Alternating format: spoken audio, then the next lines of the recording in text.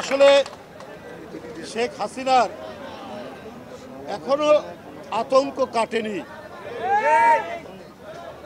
হাবিবুর রশিদ হাবিব আমার দেখা যত ছাত্র নেতা আমাদের পরে অত্যন্ত সজ্জন, স্বল্পভাষী,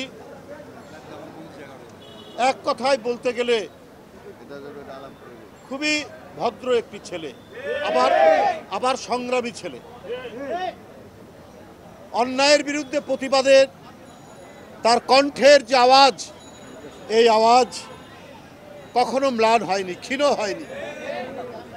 রফিকুল আলম মজনু, হাবিবুর রশিদ হাবিব, এদেরকে আমি আরও ছোট অবস্থায় ছাত্রদল করা অবস্থা থেকে দেখে আসছি।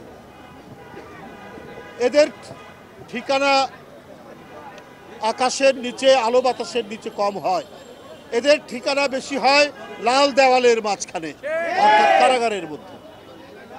তো শেখ হাসিনা এখনো আতঙ্কিত কেন জানেন?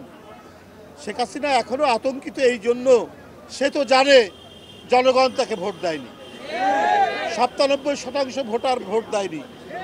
সে আমি আর দামি, আমরা আর মামুদের নির্বাচন করেছে।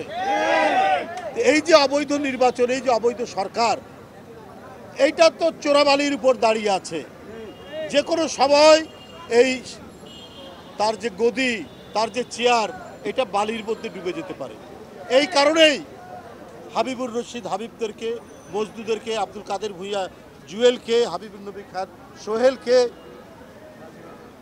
রাজীব হাসানকে, সাইফুল ইসলাম নীরবকে এরা গ্রেপ্তার করে রেখেছে। ভয় থেকে এই গ্রেপ্তার। তাই তার একজন সাধারণ সম্পাদক আছে না, সব সময় কথা বলেন, কি নাম? ওবায়দুল কাদের সাহেব। উনি একটা কথা বলেছেন কিছু তলে তলে, এই জন্য ওরা প্রকাশ্য কিছু বলতে পারে না, ওরা তলে তলে কাজ করে। দেখবেন মুখে যেটা বলে তলে তলে করে আরেকটা। ইসরায়েলের বিমান বাংলাদেশে কি করে আসলো? বাংলাদেশের এয়ারপোর্টে মানুষ বলে, লোকে বলে শেখ হাসিনার জন্য 1 বাক্স ভর্তি শুভেচ্ছা বাণী পাঠানো হয়েছিল।